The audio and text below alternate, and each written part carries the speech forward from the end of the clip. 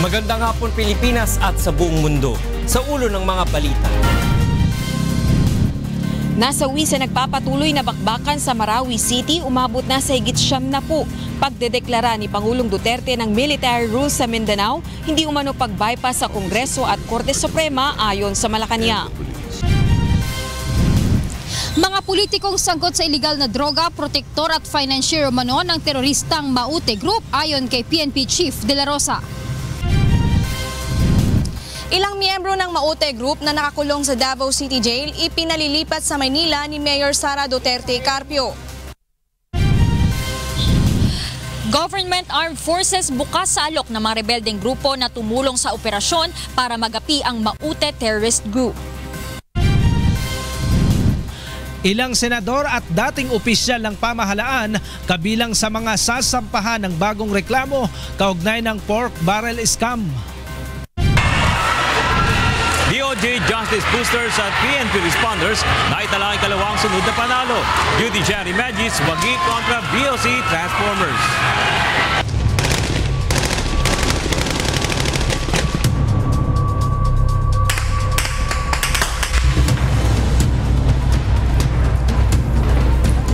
Una sa ating mga balita ngayong hapon.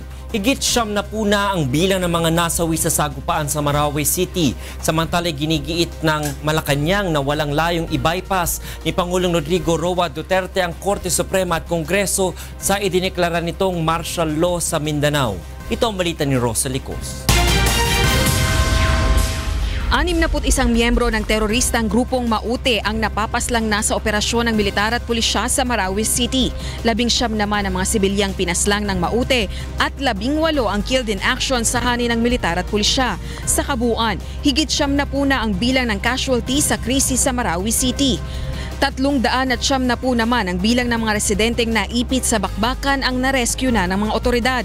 Wala pang detalyadong ulat ang Armed Forces of the Philippines sa natitirang bilang ng mga residenteng naiipit sa bakbakan, subalit kinumpirma nitong cleared na mula sa mga terorista ang malaking bahagi ng Marawi City. The armed forces and the police and all our forces are in complete control of the city except for certain areas of the city where they continue to hold. These are the subject of clearing operations that are continuously being conducted. Samantala, nilinaw naman ng Malacanang ang naging pahayag ni Pangulong Rodrigo Duterte noong Sabado na pagdepende sa assessment ng tauhan ng militar at pulisya sa pagpapatupad ng martial law sa Mindanao. Hanggang hindi sinabi ng police, pati armed forces, na safe na ang Philippines, this martial law will continue. Hindi ako makinig sa iba. Mga Supreme Court, yung mga congressman, wala man sila dito. Ba't sila ba ang nagpapakamatay? Sila ba ang naghirap dito? Ayon sa Malacanang, walang layon si Pangulong Duterte na baliwalain ang Kongreso at Korte Suprema sa isyu ng pagdedeklara ng martial law.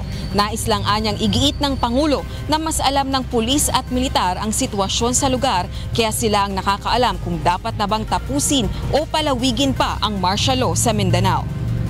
Dagdag pa ng opisyal, mas maigi rin na magkaroon ng conversation ng mga militar at pulisya sa dalawang sangay ng pamahalaan para sa mga rekomendasyon.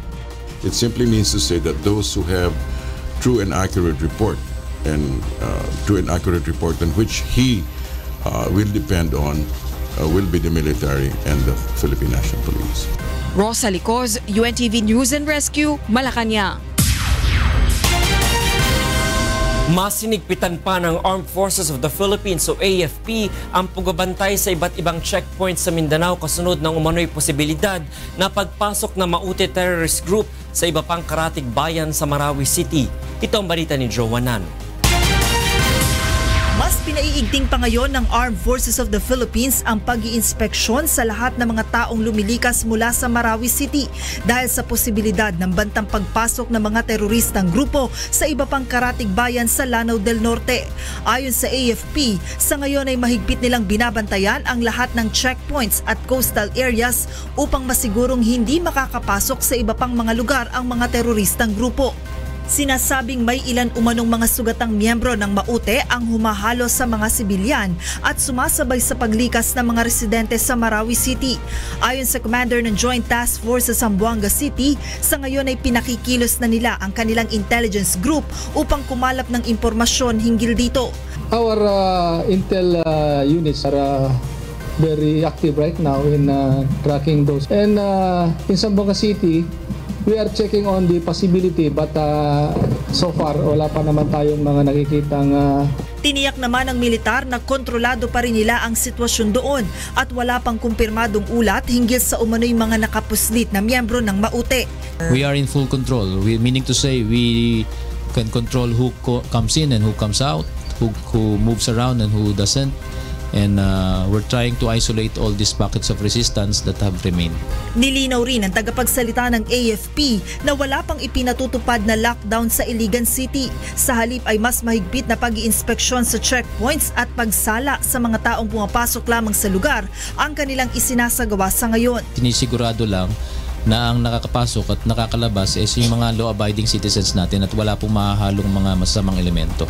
Samantala, inamin naman ni Colonel Alex Aduca, ang hepe ng 4th Mechanized Infantry Battalion, na nagkamali lamang siya sa una niyang naging pahayag kaugnay ng umano'y pagpapatupad ng lockdown sa Iligan City. Yung lockdown kasi na term, very technical kasi yan.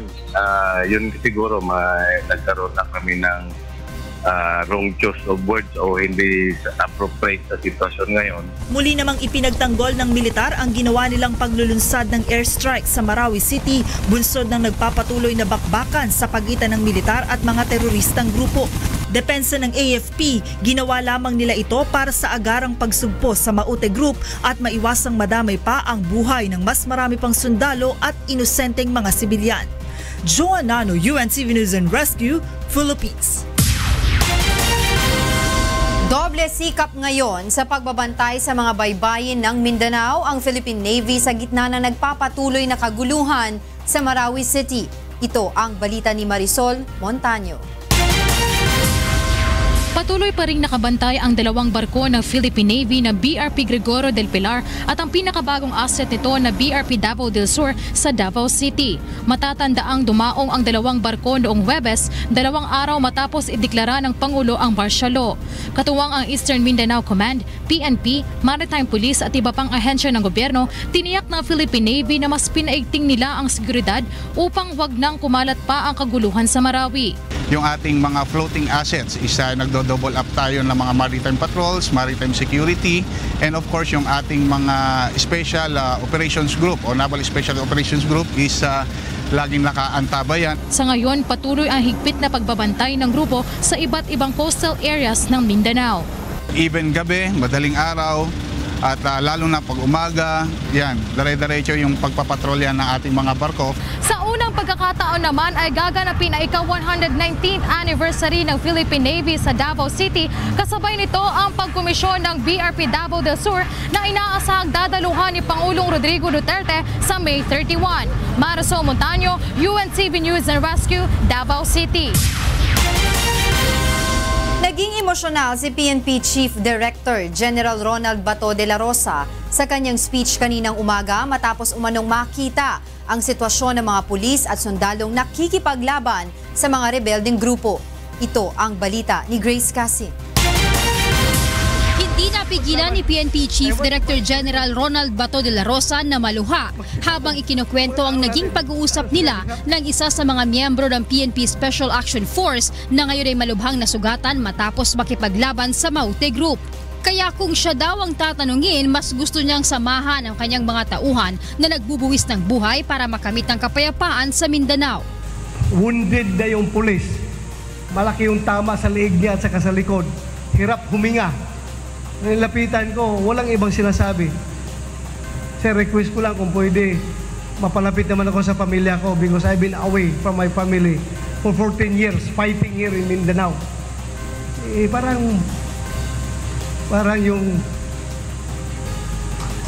gusto kong sabihin na sige, umuwi ka na, ako nang papalit sa'yo dito, ako makipaglaban.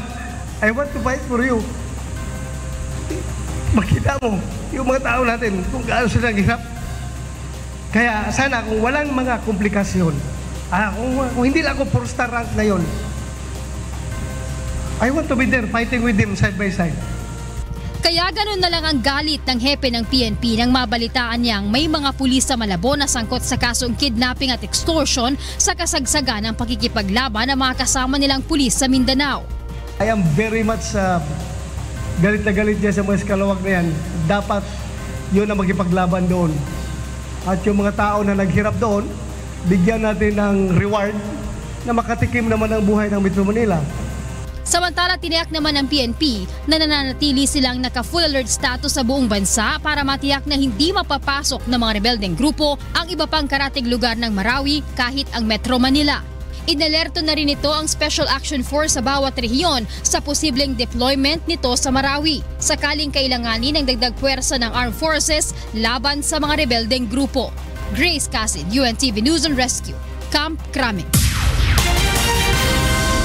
Kinumpirma na ni PNP Chief Director General Ronald Bato de la Rosa na may koneksyon ng narco-politician at ang teroristang Maute Group.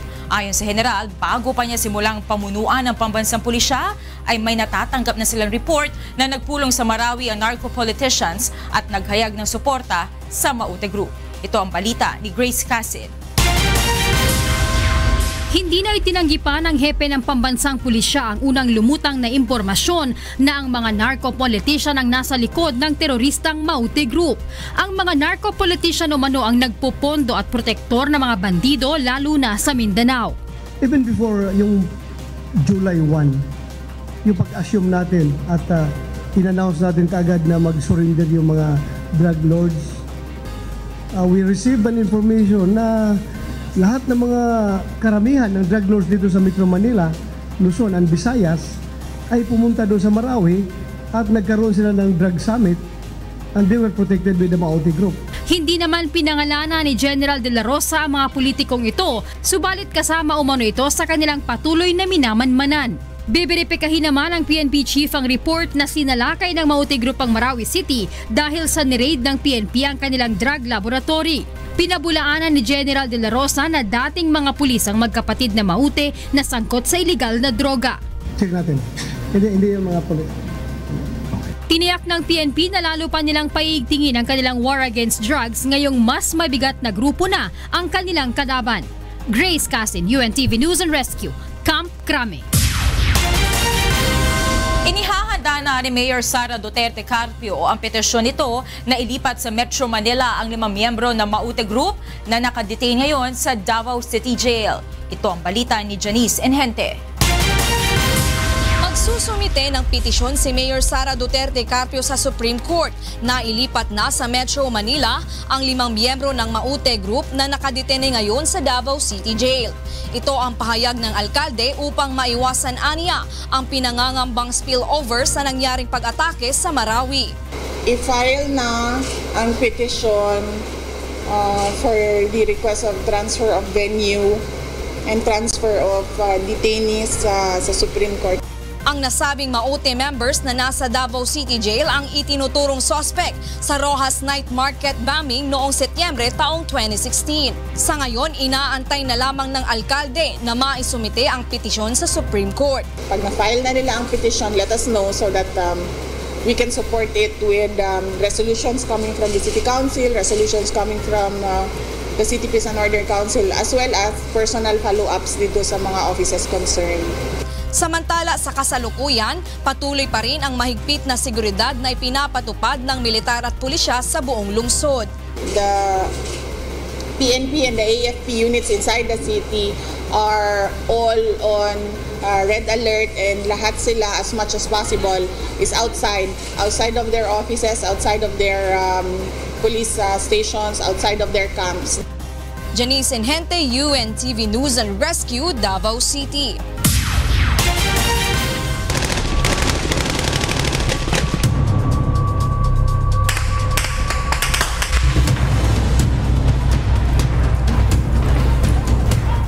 Umabot na sa mahigit 14,000 pamilya ang naapektuhan ng nagpapatuloy na gera ng militar at Maute Group sa Marawi City. Samantala, nasa Mindanao ngayon si Vice President Leni Robredo para tumulong sa relief operation at dumalaw sa mga pulis at sundalong nasugatan at nasawi sa bakbakan. Ito ang balita ni Jackie Estacion. Patuloy na nadaragdagan ang bilang ng mga residente na lumilikas sa Marawi City dahil sa sagupaan ng tropa ng Pamahalaan at Maute Group. Sa tala ng Provincial Management Crisis Committee, aabot na sa 14,699 pamilya o 69,853 residente ang na-displace dahil sa kaguluhan. All the barangays from the eastern side of the lake, meaning the Agus River, are considered to be 100% under the control of our government forces. So the other half, they're trying to penetrate. Tiniyak naman ni Adyong na patuloy na silang nagbibigay ng relief pack sa mga evacuee sa gitna ng nagpapatuloy na opensiba. Kanina namahagi sila ng bigas, noodles at mga dilatang sardinas sa pamilya na nasa evacuation centers. Takot po. Natakot kami sa barilan. Baka madamay kami. Kaya lang, umano kami sir. Humingi kami ng tulong sa gobyerno. Saka sa pamahalaan talaga na matulungan lahat ng evacuation. Talaga awang-awa kami sa sarili namin. Damit lang ang namin, damit dala namin eh.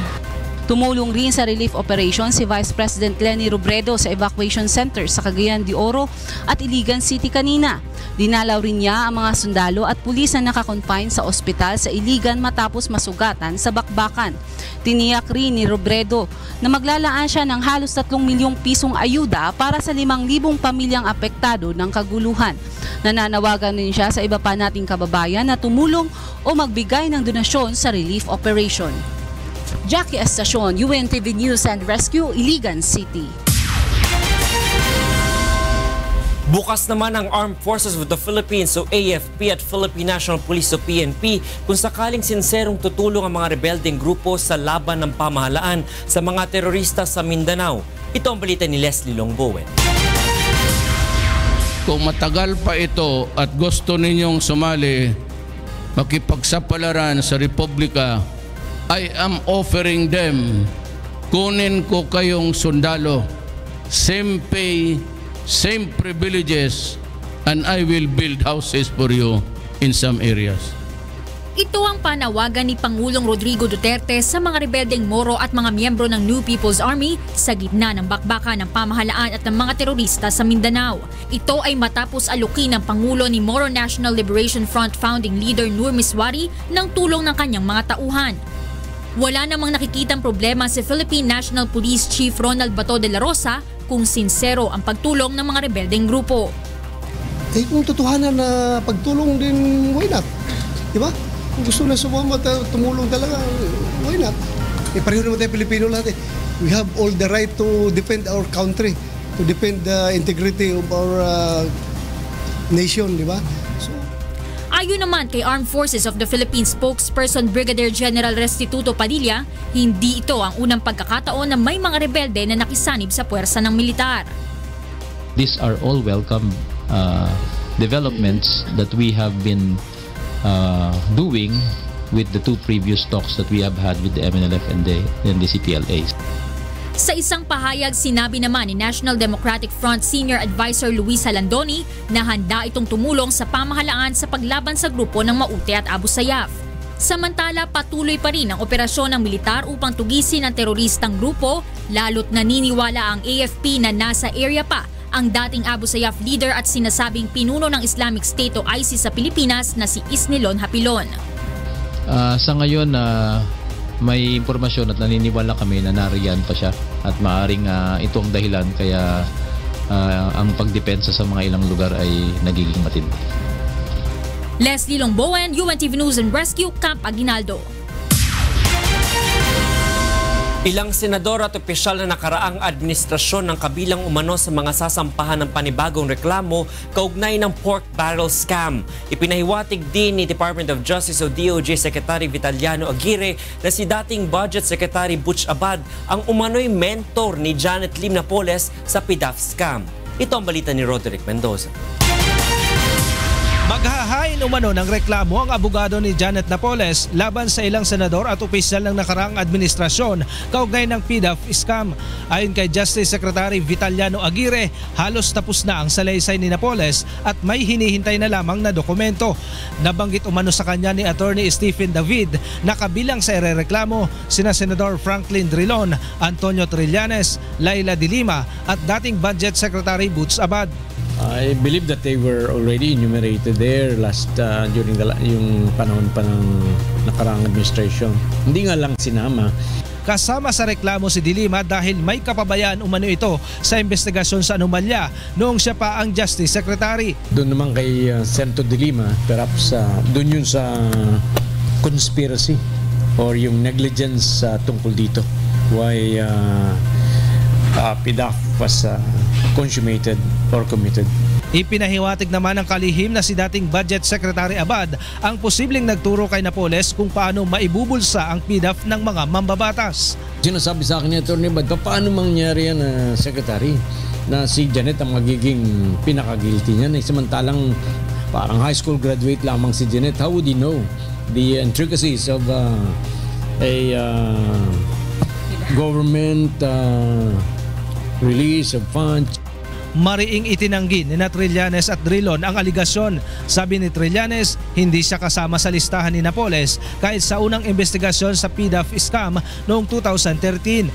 Ayon naman kay Drilon, malaking kasinungalingan ang pagdawit sa kanya at handa niyang sagutin ang magiging laman ng salaysay ni Napoles. Iginit din niyang propaganda lang ito upang patahimikin ang mga miyembro ng oposisyon.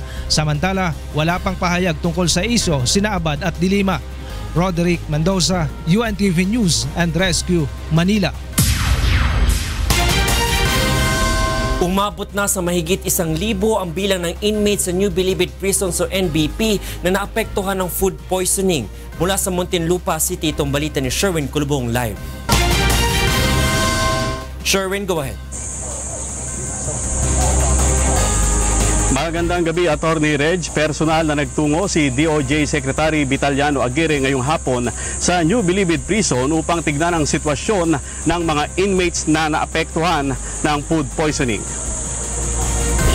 Ayon kay Secretary Aguirre, umabot na sa mahigit 1,000 mga bilanggo ang nakaranas ng pananakit ng tiyan at diarrhea. Nagsimula umano itong maranasan ng mga inmates noong Biyernes at dumami ng dumami hanggang kahapon. Nagtungo na rin ang mga taga-Department of Health kanina sa NBP upang suriin ang bangus na pinagmulan umano ng pananakit ng tiyan ng mga bilanggo na karamihan ay galing sa maximum security compound. Bukod sa bangus, Attorney Reg, sinuri na rin ang tubig sa loob ng NBP na posibleng pagmulan din umano ng sakit na diarrhea. Sa ngayon, hinihintay pa ni Aguirre ang resulta ng pagsusuri na isinagawa ng mga taga-DOH. Samantala, Attorney Reg, nananatili pa rin sa NBP Hospital ang mahigit 150 mga inmates na patuloy na inoobserbahan. Isa naman ang naitalang kritikal dahil sa food poisoning. Sinabi rin ni Secretary Aguirre na nagpadala siya ng mga saging at inumin para maibsan kahit papaano ang diarrhea ng mga apektadong inmates. At yan ang ating balita. Balik sa iyo, Attorney Reg. Maraming salamat, Sherwin Kulubong, nagulat ng live mula sa Muntinlupa City. Sa ibang balita, nakiusap ang Social Security System o SSS sa National Grid Corporation of the Philippines o NGCP na huwag na lamang kunin ang lupa na balaksan ng pagtayuan ng ospital ng SSS. Ito ang balita ni Monokson. 10 bilyong piso daw ang malulugi sa Social Security System kung tuluyan ng hindi ibabalik ng National Grid Corporation of the Philippines ang 7 ektaryang lupa na nasa tabi ng GSIS building sa Pasay. Natalo sa expropriation case ang SSS sa NGCP noong 2015. Umapila ang SSS subalit hindi pa rin ito pinagbigyan ng korte. Nakikiusap ngayon ang SSS sa NGCP na kung maaari ay huwag nang kunin ang lupa na balaksan ng pagtayuan ng ospital at corporate center ng SSS. Kaunting malasakit lang po. Huwag po sana nating kunin ang lupa ng mahihirap na Pilipino. Subalit nanindigan ng NGCP at hindi nito ibabalikan lupa na plano naman nilang pagtayuan ng Pasay Substation. Ipinunto ng NGCP na ang plano sa naturang lugar ay ang pinakamagandang lugar na maaring pagtayuan ng isang substation base sa ilang taon nilang pagpaplano. Yung itatayo naming substation, hindi naman ho yan para tayuan ng establishmento na pang-pribado ang gamit, no? Hindi ho gamit pang-pribado yan. Ito ho ay tatayuan namin ng isang substation na magsisilbi sa Kalakhang, Maynila. Yan ho talaga yung purpose niya, wala hong iba. Sa ngayon ay nagpapasaklolo na ang SSS sa Korte Suprema at hiniling na maglabas ng TRO kaugnay sa agawan ng lupa. Mon Hokson, UNTV News and Rescue, Quezon City. Inihain na ng Senate Minority Group sa Senado ang resolusyon para sa pagkakaroon ng joint session upang talakayin ang legalidad ng martial law sa Mindanao. Ito ang balita ni Maki Libradilla. Sa harap ng gusali ng Senado, nagprotesta ang ilang grupo ng kabataan at manggagawa upang manawagan ng joint session. Sa tingin namin, hindi kasi nararapat ang martial law sa Mindanao. Ito ay simpleng military operation lamang. Ito naman ang nilalaman ng resolusyon na inihain ng Senate Minority Group. Kung ano man ay kailangan naming sumunod sa utos ng konstitusyon. Yan po yung iginigiit ng minorya sa aming resolusyon ngayong araw. Tutol ang minorya sa umiiral na batas militar sa Mindanao dahil labagaan niya ito sa saligang batas. Para kay former Commission on Human Rights Chairperson Eta Rosales, magbubunga lang ng mas malaking problema ang martial law sa Mindanao. You can arrest without warrant, which is outside the law. You can, do what you want, including rape, at least 3 times. And then I will take care of you and I will protect you. Anong klase yun? Nilalabas niya ang kahayupan sa mga tao para ipagpatuloy yung batas militar. Papayag ba tayo sa ganyan? Hinamon din ni Congressman Ed Selagman ang liderato ng Kongreso at Senado na magsagawa na ng joint session sa lalong madaling panahon. Bakit natatakot naman ang liderato na mag-convene? Sapagkat ang sabi ni Presidente, hindi niya i-consider o ibabaliwala niya kung ano man aksyon ng Kongreso at ng Supreme Court. Mali nga yun eh. That's against the Constitution. Sa isang text message naman mula kay House Majority Leader Rodolfo Fariñas, sinabi nito na kung sakaling pumayag ang Senado, kinakailangan pa din ang pagpayag ng mayor parte ng Kongreso para magkaroon ng joint session. Nanawagan naman sa Presidente ang militanteng grupo mula sa Davao na itigil na ang batas militar sa Mindanao. Maki Libradilla, UNTV News and Rescue, Philippines. Posibleng maglabas ng resolusyon bukas ang Senado tungkol sa usapin ng pagdedeklara ng martial law sa Mindanao ni Pangulong Duterte. Mula sa Senado, ito ang balita ni Nel Maribuhok, live. Nel, go ahead. Angela, si Department of National Defense Delphine Lorenzana ang humarap sa pagpupulong sa mga senador tungkol nga dito sa deklarasyon ng martial law sa Mindanao. Si DND Secretary Lorenzana bilang naitalagang martial law administrator ang nagbigay ng mahalagang impormasyon sa mga senador tungkol sa sitwasyon sa Mindanao. Ayon kay Senate President Coco Pimentel, hindi mapag-uusapan dito ang tungkol sa panawagan na joint session ng Kongreso. Ngunit maaaring makapagbuo ng isang resolusyon ng Senado mula sa impormasyon na makukuha sa mga opisyal ng Armed Forces of the Philippines at DND Chief. Parang ano muna to, fact-finding or additional information we get from the briefing, and then whatever idea comes out of the briefing can be written in the form of a resolution to be tackled tomorrow. Hiwalay na matatalakay sa plenaryo ang resolusyon na inihain naman ng Senate Minority Bloc tungkol sa panawagan na joint session. Ayon kay Senator Francis Kiko Pangilinan, ipipilit nila ang kanilang panawagan hanggang sa iakyat ang usapin na ito sa Korte Suprema. There is no intention to revoke. How will that be reflected? Dahil sabi-sabi, it has to be reflected in a official proceeding. Hindi namin na pag-usapan yung pagpa-file ng petisyon, but officially kung sino, but we are more than willing to support. Kaugnay nito, ayon pa sa Senate President, dahil sa Miyerkules ang huling araw para sa regular session ng Kongreso, kinakailangan na agad nilang matalakay o mapagbotohan na sa plenary kung ano ang kanilang susunod na hakbang, kung kinakailangan ba magkaroon ng special session o joint session para nga dito sa deliberasyon para sa proklamasyon nga ng martial law ni Pangulong Duterte sa Mindanao. Yan muna ang ating update, Angela. Maraming salamat sa iyo, Nel Maribohok, live na nagulat mula sa Senado. Hihikayatin ng Makabayan Bloc ang mga kapwa kongresista na magpatawag ng joint session ng Kongreso para talakayin ang martial law. Ito ay dahil sa nakitang exaggeration sa report ni Pangulong Duterte sa Kongreso sa pagdedeklara ng martial law sa Mindanao. Mula sa House of Representatives, ito ang balita ni Joyce Balancio, live. Yes, Joyce. Yes, Monica, magandang gabi sa iyo. Kakapasok nga lang na balita, inaproba na nga ng Kamara na mag-convene sila bilang committee as a whole para mabigyan pa sila ng briefing ng executive patungkol sa naging deklarasyon nga ni Pangulong Rodrigo Duterte ng martial law sa Mindanao. Ito ay matapos, Monica, kanina pag-usapan na ng Committee on Rules yung mismong report na ibinigay ni President Duterte dito sa Kongreso. May mga ilang mambabatas kasi, Monica, na nagsasabi o kinukumbinsi na nga yung liderato ng Kamara na magsagawa na ng joint session kasama ang Senado. Pero may mga iba na nagsasabing kailangan muna mag-convene na sa committee as a whole itong Kamara. Hindi kumbinsido ang Makabayan Bloc sa mga naging dahilang inilagay ni President Rodrigo Duterte sa kanyang report sa Kongreso kung bakit kinakailangan ideklara ang martial law sa Mindanao. Ayon kay Bayan Muna Representative Carlos Zarate, may mga hindi totoo sa report o in-exaggerate lamang. Kabilang na dito, Monica, ang sinabi na pinugutan nga ng ulo ng Mauti Group ang chief na Marawi Police na si Senior Inspector Romeo Enriquez, pero napabalitang buhay pa pala ito. Hindi rin anya totoo ang sinabi ng Pangulo na na-take over na ng rebelding grupo ang isang ospital sa Marawi na makalaunan ay tinanggi rin ng ospital nang kumpirmahin ng media. Pati na rin ang umanay pag-occupy at pagsunog sa police station ng Marawi na pinabulaanan rin ng mayor ng lungsod. Nakita natin mayroong enumeration doon ng mga activities specifically on May 23 kung ano ba ang nangyari doon sa Marawi, at nakita po natin na kung hindi man ang ibang mga na-cite na activities are exaggerated, iba outright falsity, no? At merong modification doon sa mga dapat ni-report na activities.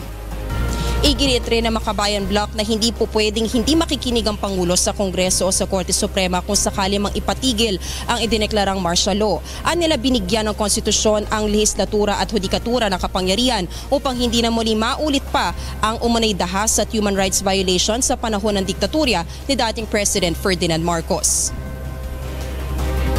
Kung seryoso ito, di malinaw na magiging diktador na si Pangulong Duterte. Isinantabi na ang konstitusyon, isinantabi na ang batas, nilabag na yung sinumpaang tungkulin niya bilang halal na presidente, at ito na nga, balik na tayo sa diktadorya.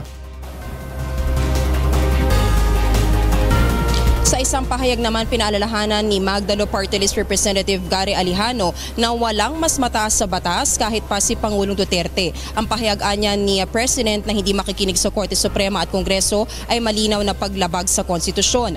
Ayon naman sa ibang taga-suporta ng Pangulo, katulad ni Kabayan Representative Harry Roque, walang dapat ikabahala ang publiko sa naging pahayag ng Pangulo. I have learned to distinguish hyperboles and exaggerations from being national policy. I refuse to believe kasi that policy can contravene the Constitution. So we have to construe his statements in accord with the Constitution. And I think his statement is limited to all other circumstances other than yung decision ng Kongreso to revoke it. Maliban kay Congressman Roque, nagpahayag din ng suporta si Davao del Norte 2nd District Representative Antonio Florendo sa deklarasyon ng martial law at sinabi kinakailangan ito para sa kapayapaan at seguridad ng Mindanao. Monica, dahil nga magko-convene na committee as a whole ang Kamara, inaasahan nating maaring bukas o sa Wednesday ay magkakaroon din ng briefing ang executive dito sa Kamara. Katulad na lang ng ginawa ngayong araw sa Senado, inaasahan natin may mga kinatawan mula sa PNP, AFP at iba pang mga departamento ng pamahalaan ang dadalo dito sa isang executive session para mabigyan tayo ng impormasyon patungkol sa sitwasyon sa Mindanao. Monica? Maraming salamat sa iyo, Joyce Balancio, live na nag-uulat mula sa House of Representatives.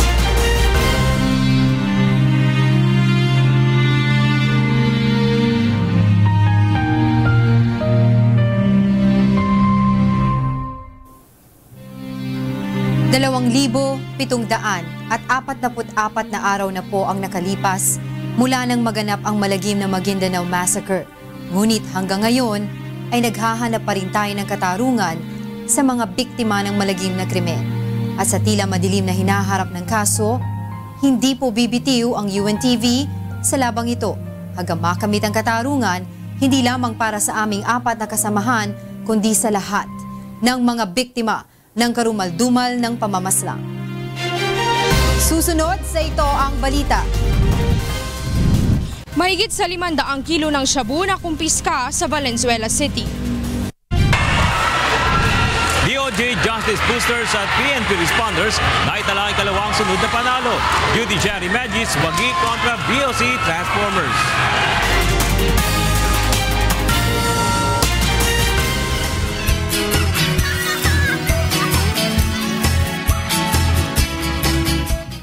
Nagpaalala ang Eco Waste Coalition sa publiko na mag-ingat sa mga nabibiling school supplies na may masamang epekto sa kalusugan. Ito ay mga kagamitan na may makukulay at matitingkad na mga pintura na mayroong tingga o LED. Ayon sa Eco Waste, napatunayan na nakakababa ng IQ at nakakaapekto sa emosyonal na aspeto ng isang bata kapag nakakapasok sa katawan ng LED. Payo ng Eco Waste sa publiko, suriing mabuti ang bibilhing school supplies para sa mga bata at huwag lamang magbatay sa murang presyo. Pinayagan naman na ng Commission on Higher Education ang hiling ng 200 at 68 pribadong paaralan na magtaas ng matrikula at iba pang bayarin para sa school year 2017 to 2018. Halos 7% o 86 pesos ang average na dagdag sa tuition sa kada unit habang 243 pesos naman sa iba pang bayarin. 70% ng tuition increase ay mapupunta sa sweldo at benepisyo ng mga guro at staff ng paaralan. 20% naman sa pagsasaayos ng pasilidad habang 10% ang return of investment o sa operasyon ng institusyon. Ayon sa CHED, mas mababa ng 36 na paaralan ang bilang ng mga humiling ng dagdag matrikula ngayon kumpara sa nakaraang pasukan. Patataasin ng Department of Agriculture ang produksyon ng bawang sa bansa upang hindi na umasa sa importasyon. Magsasagawa rin ang ahensya ng malawakang inspeksyon sa lahat ng mga bodega ng bawang upang makita kung may manipulasyon nga ba ito sa supply. Ito ang balita ni Ray Pelayo. Bubuo ng National Garlic Development Program ang Department of Agriculture upang mabigyan ng solusyon ang problema sa supply ng bawang sa bansa. Ayon kay Secretary Emmanuel Piñol, sa ngayon ay 8% lamang ng pangangailangan ng bansa sa bawang ang inaani ng mga lokal na magsasaka. Nais ng kalihim na huwag umasa ang bansa sa importasyon at target nito na pataasin ng hanggang 40% ang produksyon ng bawang sa loob ng 3 taon. I don't see any reason why we could not plant garlic. Kanya lang, pinaniwala tayo doon sa matagal na lang sinasabi na huwag na kayo magtanim ng bawang kasi hindi nyo kaya mag-compete sa China, hindi nyo kaya mag-compete sa India. Suspetsa ng kalihim, may manipulasyon sa supply at presyo ng bawang. Inatasan na nito ang isang team na inspeksyonin ang lahat ng bodega ng bawang sa bansa. Base sa monitoring ng DA, nasa 180 hanggang 240 pesos ang presyo ng kada kilo ng bawang sa merkado, subalit sa Batanes ay nasa 60 piso lamang ito.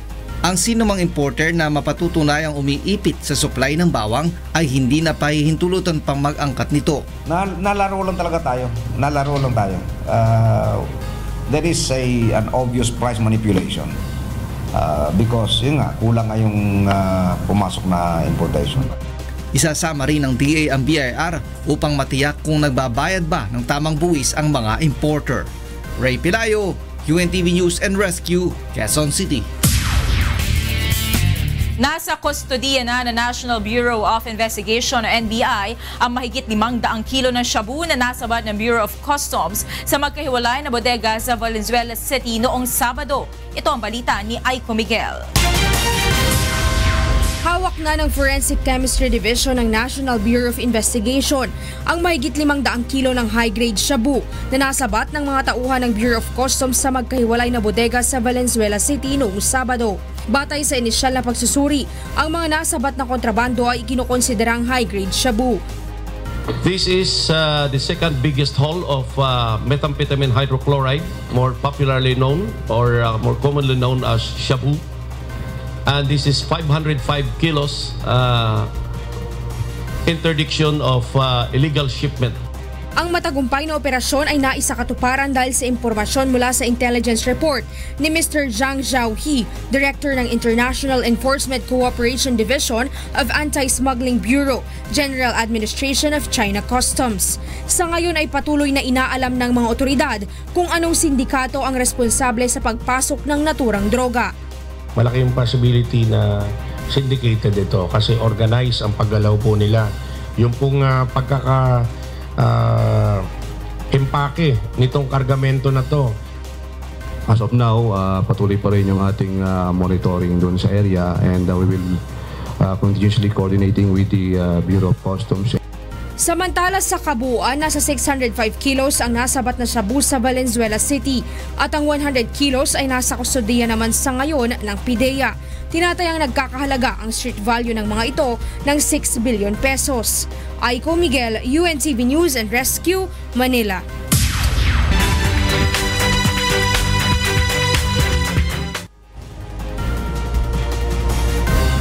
Buenas noches a todos. Takial mga notisya na diferente parte del país. Preparado dali Augmentation Force el Police Regional Office 7 para ayudar na encuentro entre el tropa del gobierno y Maote Group na Ciudad de Marawi. Takial report ni Gladys Tuabi. Andam na ang Police Regional Office 7 sa posibilidad nga ipadala ang ilahang mga sakop sa pagtabang sa pakig-inkwentro sa Marawi City. Usa ka company sa Public Safety Unit ang giandam karon aron ipadala sa giyera. But until now ay wala pa naman tayong nare-receive kung kinakailangan natin mag-augment doon sa Marawi.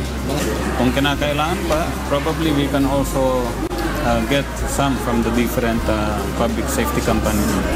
Gisiguro sab sa Police Regional Office 7 nga in place na ang security system sa Central Visayas aron masiguro ang kahapsay sa rehiyon. Kaya yan ang ginagawa natin with our AFP counterparts ay ini-enhance natin yung ating security system sa Central Visayas. Strikto nga gipatuman ang checkpoint sa tanang entry points, apil na ang strategic points sa matag syudad. Gibantayan sab nila ang port areas nga posible nga agian sa mga armadong grupo o evacuees gikan sa Marawi City. Gladys Tuabi, UNTV Balita ug Rescue Cebu.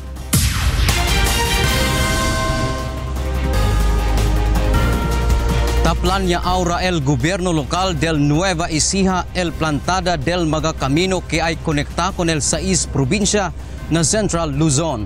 Takel notisya de Danny Munar. Pinag-aaralan na ng Provincial Engineering Office ang mga ruta sa ilang lalawigan sa Central Luzon para sa planong circumferential road projects. Ayon kay Engineer MacArthur Yap, nagsasagawa na sila ng aerial survey para sa ilalagay na road tracks na mag-uugnay sa 6 na probinsya sa Luzon. Ito ay ang Pampanga, Tarlac, Pangasinan, Nueva Vizcaya, Aurora at Bulacan. Nagkaroon na kami ng initial na ginawa doon sa parte ng Pantabangan kung paano namin pagtutugtungin yung Karanglan to Pantabangan. Sa susunod, igagawa na namin ito ng ground survey. Layunin nito na mabawasan ang mabigat na trapiko sa Nueva Ecija at mapabilis ang pagbibiyahe ng mga produkto at mga motorista. Saklaw din ng road projects ang paglalagay ng mga tulay, drainage at signages. Bilyon halos ang uubusin ito. Hindi naman ito gagawin ng isang taon lang. Ito naman may continuity ang kwan ito. Target matapos ang circumferential road o Beltway project sa 2019. Danny Munar, UNTV News and Rescue, Nueva Ecija.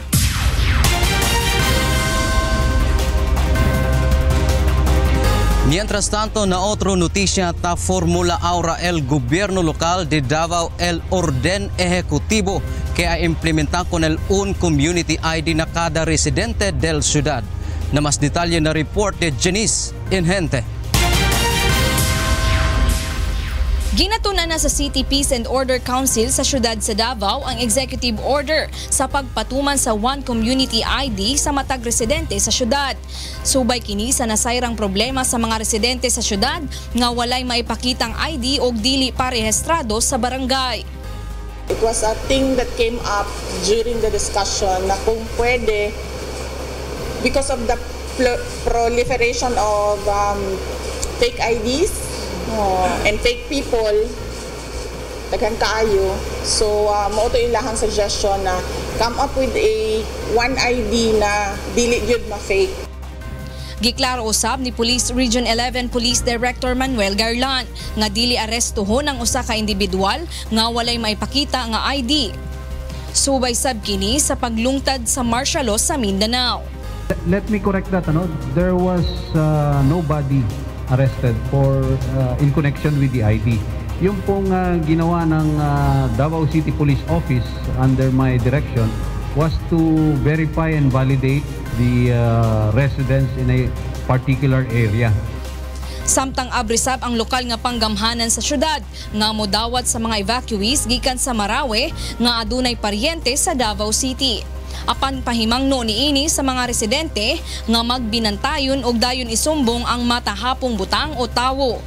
Janice Enhente, UNTV News and Rescue, Davao City.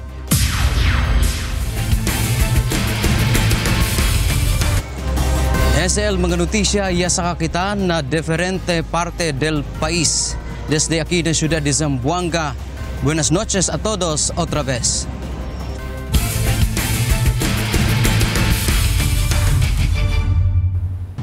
Naitala ng DOJ Justice Boosters at PNP Responders ang ikalawang sunod na panalo sa pagpapatuloy ng mga laro sa UNTV Cup Executive Face-Off. Ito ang balita ni Bernard Dadis. It's push again for the DOJ. Nangunguna na ngayon sa team standings ng UNTV Cup Off-Season Executive Face-Off ang PNP Responders at DOJ Justice Boosters na may kapwa malinis na 2 panalo at wala pang talo. Tinalo ng team ni Justice Secretary Vitaliano Aguirre III ang team ni AFP Chief of Staff Eduardo Año sa score na 92-82. Nagpamalas na magandang play ang Justice Boosters upang dominahin ang assist at rebounds sa kabuuan ng laban. Kumamada ng 23 puntos, 10 rebound, 4 na assist at 7 steal ang OIC City Prosecutor ng Lipa City na si Nonilon Tagalikod. Ito na ang ikalawang beses na tinanghal na best player of the game si Tagalikod. Our practice dealt mostly on defense. Yung sa offense, he just told us to keep on moving. Pero ang focus talaga namin sa defense. Kasi nung nanalo kami no Sunday, medyo na-inspire yung team na mag-ensayo. So, nag-sacrifice na may iba, nakapag-ensayo kami. Yun, nag-effect. Talagang swerte lang, talagang gumana yung namin, yung depensa saka yung opensa namin. Malaking kawala naman sa AFP Cavaliers ang main gunner na si Brigadier General Hener del Rosario na tinanghal na best player of the game sa unang panalo ng AFP at iba pang opisyal dahil sa tawag ng tungkulin. Kaya bagamat nakatabla na sa score na 53 all sa halos kalahatian ng last quarter, kinapos pa rin ang AFP sa huli. Si endurance sa mga players ko, nakabalik na kami kaso wala nang pamalit. May 2 pa ako na-injuring players. Samantala pinatumba naman ng PNP Responders ang Senate Sentinel sa score na 85-65. Ito na ang ikalawang panalo ng PNP. Sa umpisa, tabla pa sa 18 points ang laban. Lumamang ang Sentinels ng 5 puntos sa second quarter, 37-32 at 1 punto sa third quarter, 53-52. Ngunit sa huli biglang pumutok ang mainit na opensa ng PNP. Siguro nang dahil din ito sa kaka-practice natin. Ngunit magaling yung kalaro natin kanina, yung mga Senate ay appreciate yung nilang laro. Magaling din sila. Sa unang game ng triple header, naitala naman ng Judiciary Magis ang kanilang unang panalo kontra BOC Transformers sa score na 90-59. Bernard Dadis, UNTV News and Rescue, Philippines.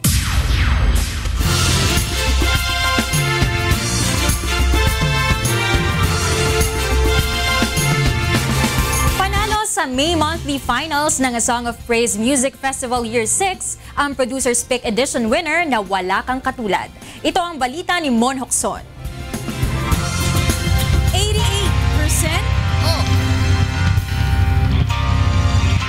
Walang iba kundi si Interpreter RJ Buena. Ang pakikinig at pagsunod sa mga payo ng mga hurado ang naging daan upang tanghaling monthly winner ngayong Mayo ang likhang awit ni Raymil Ananya, ang Wala Kang Katulad. Tinalo nito ang awiting Heto na Naman Ako ni Rolando de la Cruz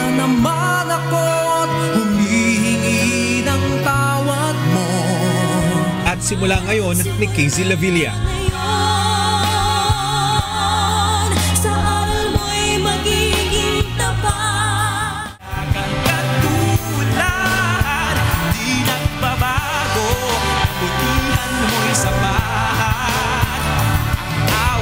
Deficiency pa kaya? Titignan namin kung may deficiency pa. Tandaan mo ba, Raymil, kung ano yung deficiency mo last time? Iron deficiency. Iron deficiency. Yun! Yeah. Hanapin ko yung paradox irony. Tignan natin kung nandun yung deficiency. Wala na. Tinanggal na niya. Thank you very much sa ating composer na si Raymil for correcting some of the words. Ayan, magmula dun sa first verse at saka dun sa third verse. Ayan, thank you for listening naman to us. Very contemporary siya, no? And which I feel is the appeal of this song. No? Napaka-contemporary ng tunog, ng lingwahe, no? Pero ang sinasabi nga, it is still a praise song. Ayon kay Raymil, malaking bagay para sa kanya ang mga ginawang puna at mga suhestyon sa kanya ng mga ASOP judge na batikan na sa larangan ng musika. Kaya naman walang pag-aatubiling sinunod niya ang mga ito. Opo, kasi batikan din sila Sir Junji, tsaka yung isa pang batikan sila, tapos nag-comment sila kung paano maikli lang yung panahon na siguro po mare-revise pa namin para sa grand final po yung kanta. Si RJ Buena naman na interpreter ng awit ni Raymil ay nagpahayag ng kahandaan na mag-interpret muli nito sa grand finals. Actually, yung monthly, parang naalala ko yung dating sa Araneta.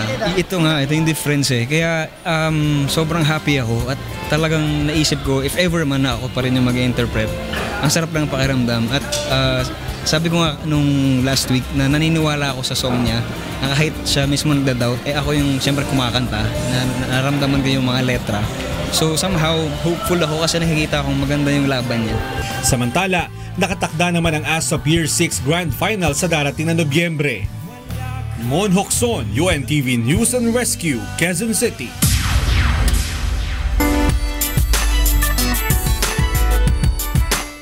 Isa na namang parangal ang iginawad kay Kuya Daniel Razon dahil sa kanyang mahahalagang kontribusyon sa larangan ng broadcasting at public service. Ito ang balita ni Grace Cassin. Broadcasting industry both in radio and in television, Dr. Daniel S. Razon. Hinirang na world-class Filipino achiever for television and public service si Kuya Daniel Razon sa ginanap na World-Class Philippines Award 2017 noong Sabado sa Taguig City. Mahigit isang linggo pa lang ang nakalipas mula ng gawaran ng Lifetime Achievement Award ng Kapisanan ng mga Broadcaster ng Pilipinas o KBP si Mr. Public Service. Ayon kay World Class Philippines Awards Director Wilfredo Lemke Jr., ipinagkakaloob ang prestihiyosong award sa mga personalidad na kinakitaan ng pambihirang dedikasyon sa industriya na kanilang kinabibilangan. Inihalimbawa nito ang kontribusyon ni Kuya Daniel Razon sa larangan ng broadcasting. He's been in the business for decades. What he did with UNTV is very, very, very, very amazing. And the programs that he handles, talagang it benefits the country. And he doesn't do things because of work. He do this out of love.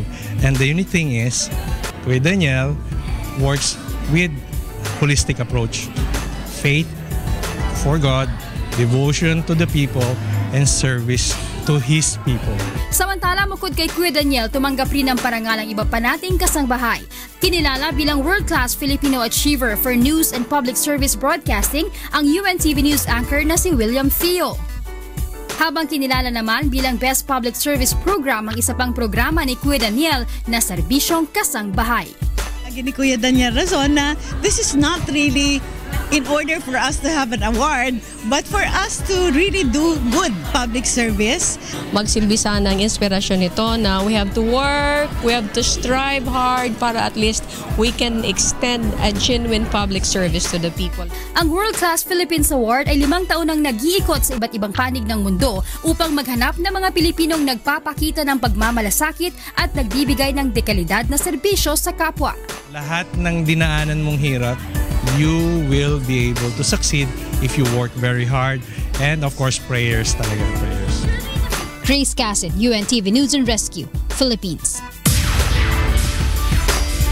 At yan ang ating balita sa sports at entertainment ngayong gabi. Ako po si Leslie Lombowen. Balik sa inyo, Attorney Reg, Angela, and Monica.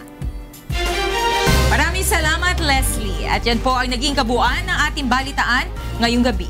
Aming inilahad ng buong katapatan kung paano namin nasaksihan. Kayo po'y makapagtitiwala ng aming nakita at narinig ang aming ibinabalita. Magandang gabi.